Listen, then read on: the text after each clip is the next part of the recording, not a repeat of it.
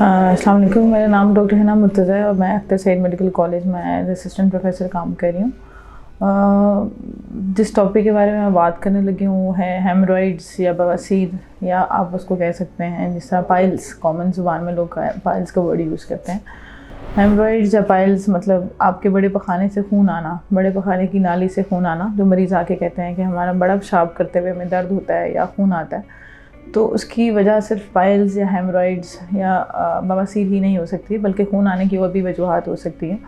जैसे कि most common जो हेमरॉइड्स हो सकते हैं। सेकेंडली आपका क्रॉनिक एनल फिशर भी हो सकता है, जिसमें मरीज़ कहता है कि बड़ा पेशाब करते हुए हमें दर्द होता है और उसके साथ खून आता है और उसके बाद से कुछ टाइम तक दर्द रहता है और फिर वो ख़त्म हो जाता है।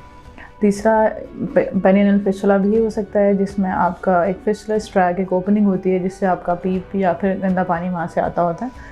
और चौथा खुदा न खास्ता हेमरॉइड के वजह से एक ट्यूमर भी हो सकता है, जिसको आप बड़ी आंत का जो निचला हिस्सा होता है या बड़े पखाने की जगह का कैंसर भी हो सकता है।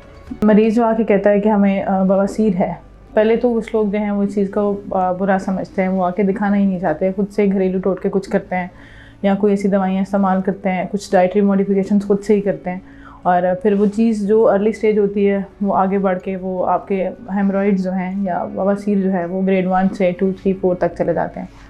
तो पहली बात तो ये है कि आप जब भी अगर आपको कोई ऐसी चीज़ महसूस हो जिसमें आपके बड़े पेशाब वाली जगह से खून आ रहा है या आपको कब्ज़ है या फिर आपको बड़ा पेशाब करते हुए तकलीफ़ हो रही है, तो आप डॉक्टर से मुआयना ज़रूर करवाएं।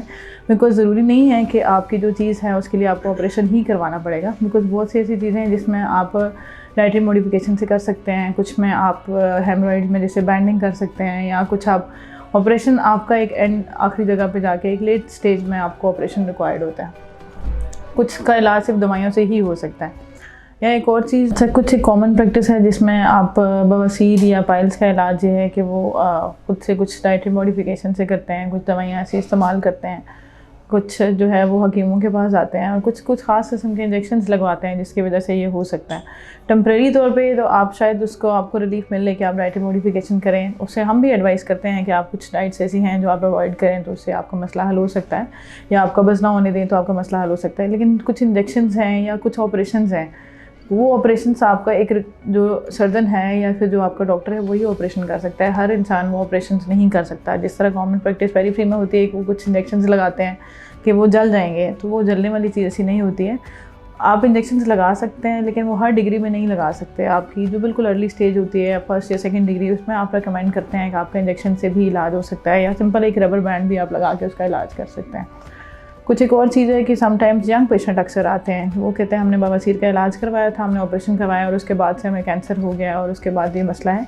वो बेसिकली पहले ही गलत डायग्नोसिस होता है उनका, वो हेमरॉइड्स नहीं होते, वो पहले ही एक कैंसर होता है। ज़रूरी नहीं है कि आपका एक ओल्ड एज में 50 साल के बाद जाके ही आपको कैंसर हो। यंग एज में भी पेशेंट्स होते हैं जिनमें आपका बड़ी आंत का जो निचला हिस्सा होता है, जो एनल कैनाल होती है, उसका कैंसर हो सकता है। तो इसलिए कोई भी चीज़ ऐसी है, जब तक आपका सर्जन डॉक्टर या जो आपका स्पेशलिस्ट डॉक्टर है वो उसका मुआयना नहीं करेगा तो उसका इलाज नहीं कर सकता।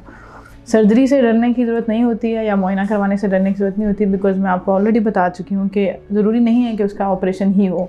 हर चीज़ का उसके डायग्नोसिस के हिसाब से उसका ट्रीटमेंट भी वेरी करता है, वो मुख्तलिफ होता है और बहुत सी चीज़ें हैं जब ऑपरेशन के बगैर भी हल हो सकती हैं। इससे बचने के लिए या इससे कैसे बचा जा सकता है, उसमें ये है कि जिस तरह हमने कहा कि इसका एग्रीवेटिंग फैक्टर एक कॉन्स्टिपेशन होती है। जब ज़्यादा ज़ोर लगता है तो थोड़ा प्रेशर पड़ता है, उसकी वजह से हो सकता है। तो आपने हर वो फैक्टर अवॉइड करना है जिससे आपके कॉन्स्टिपेशन हो सकती है, बिकॉज आपने अपना वाटर इंटेक ज़्यादा करना है, फाइबर डाइट आपने ज़्यादा लेनी है। और अगर आपको कॉन्स्टिपेशन है तो उसके लिए आपने डॉक्टर को अपने कंसल्ट करके उसके लिए मेडिकेशन अपने हिसाब से, कुछ लोगों में टैबलेट से ठीक हो जाती हैं, उसको सिरप की फॉर्म में मेडिसिन दी जाती हैं। जब कॉन्स्टिपेशन ठीक होती है, एग्रीवेटिंग फैक्टर ठीक होता है, तो आपकी हेमरॉइड्स का मसला भी आपको सॉल्व हो जाता है। सेकेंडली, प्रेग्नेंट फीमेल्स में ये बहुत कॉमन है। तो प्रेग्नेंट फीमेल्स के लिए भी यही होता है, बिकॉज वो तो आप प्रेगनेंसी में आप ज़्यादा मेडिसिन इस्तेमाल नहीं कर सकते हैं, तो उसके लिए कुछ चीज़ें हैं जो आप कर सकते हैं। जैसे अगर आपको हेमरॉइड्स हैं तो उसमें आप, एक तो इम्पॉर्टेंट फैक्टर आपकी डाइट का है, दूसरा आपने कॉन्स्टिपेशन को अवॉइड करना होता है, तीसरा कुछ लोगों को हम करते हैं बिकॉज उसमें आपने सिर्फ कंजर्वेटिव मैनेज करना होता है, आप प्रेगनेंसी में सर्जरी नहीं कर सकते। तो उसमें आप मरीज़ों को एडवाइस करते हैं कि एक टब लेके पायोडीन उसके अंदर डाल के, पायोडीन सिट्स बाथ हम कहते हैं उसको, वो रिकमेंड करते हैं कि जो प्रेग्नेंट फीमेल्स होती हैं वो दिन में 2 दफ़ा अगर वो करें तो उससे सूजन कम हो जाती है। और कुछ मेडिसिन हैं जो यूज़ करके फिर आपका जो है वो ये सूजन कम होगी, तो फिर आपका बवासीर का मसला थोड़ा सा कम हो जाएगा।